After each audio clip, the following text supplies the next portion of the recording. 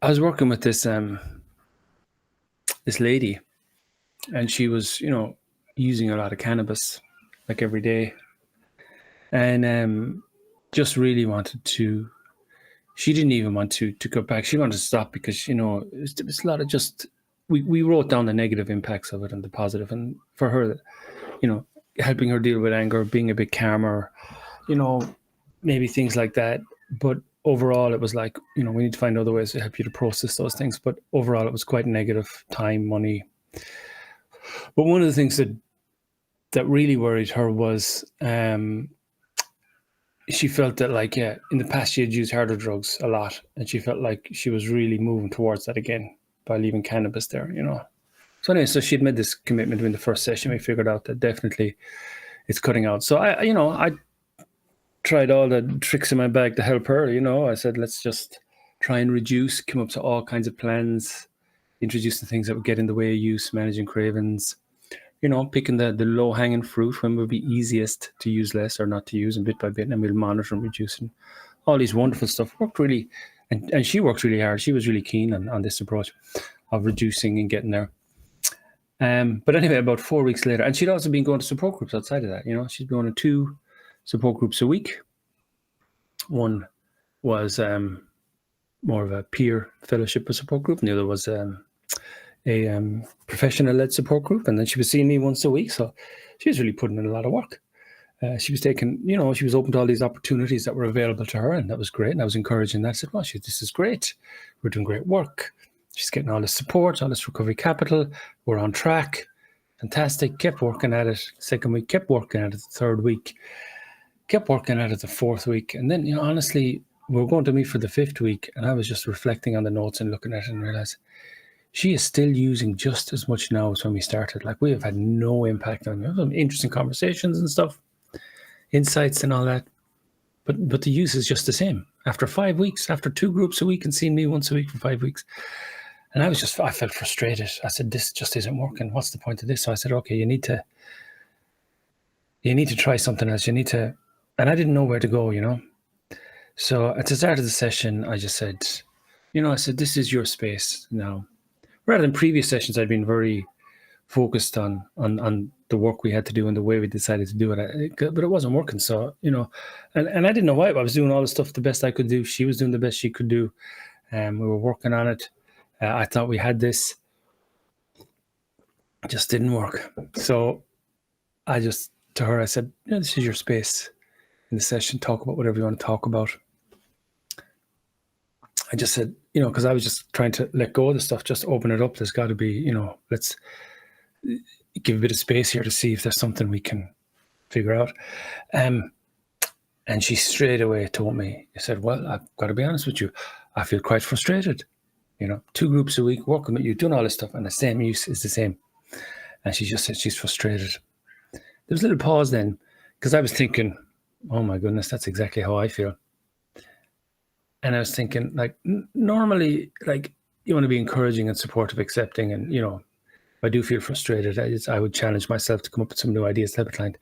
But in this one, I said, that whole good old-fashioned congruence, just being genuine with them. And I just genuinely said, you know what, that's exactly how I feel. I feel really frustrated too. I said, I don't understand how come we haven't made any progress. So we started with that honesty. Now, I didn't know where that honesty was going. I trusted in it. It was authentic. It was honest. And I knew I just needed to let go of what I was trying to do before and just be open to this. I said, even if it's uncomfortable or difficult, but it didn't really turn out that way anyway. But I said, we just need to be brave and be open. And so that's what I said. And then she said, yeah, this reduction stuff is just not working. I just need to go straight for abstinence. I just need to stop using. And it's a very different approach. And I said, yeah, that makes sense. So then we had a very different kind of conversation, and I was more challenging. I was less supportive, and I was more challenging. And I said, ironically, at the end of the session, I was checking in. She said, I really appreciate the way you challenged some of the way I was thinking wasn't very good. So we just stuff like, getting rid of it from the house, planning your day, just doing it day by day, that the focus now is just for today. What do I need to do today to be abstinent? And she was often talking about futures and all that stuff. I said, it doesn't work that way. We're only talking about today. And she appreciated me challenge her, bringing her back to that. Because well, what if I get angry? No, it doesn't matter. You're just dealing with today. Let's handle this, and let's just be abstinent today, and let's put some stuff in place for that for today. And then I said, as well as that, if you go through the day and you do use, you can reset. It's not like, oh, well, today as I've used, doesn't matter. No, you use again, use minimum you can that you need, and then reset. And then we talked about having people call. We talked about doing all this stuff. So the goal changed on just today. What am I going to do today? And it was just a day by day thing. To be abstinent. And we talked, and it was interesting. It just felt very different. It felt like I was being more challenging, which she appreciated. And it was very natural. I wasn't trying to. It was naturally me just pointing out some of the things that she was saying that didn't help her achieve what she wanted or wasn't making sense. That was just a flavor of it, But and just practical ideas. Okay, what do I do to be absent today? And we set off on this new journey, and that's important.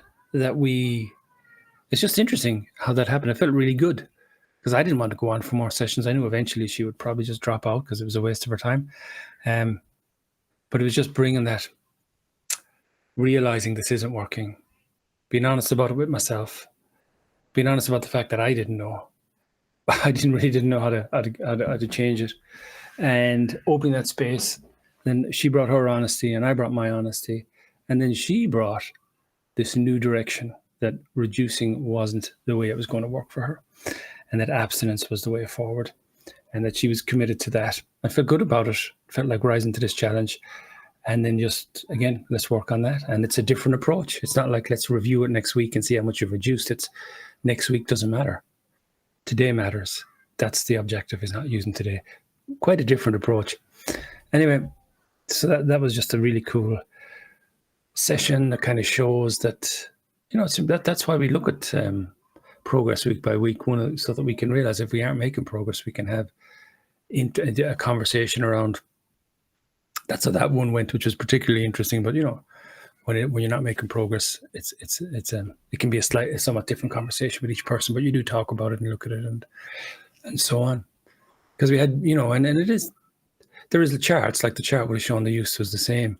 So that's why we use these charts week by week to make sure that we're making progress. But anyway, it was just, I enjoyed that session. It was a nice one. It was surprising. It was kind of freshness to it, and just felt good after it, So another story.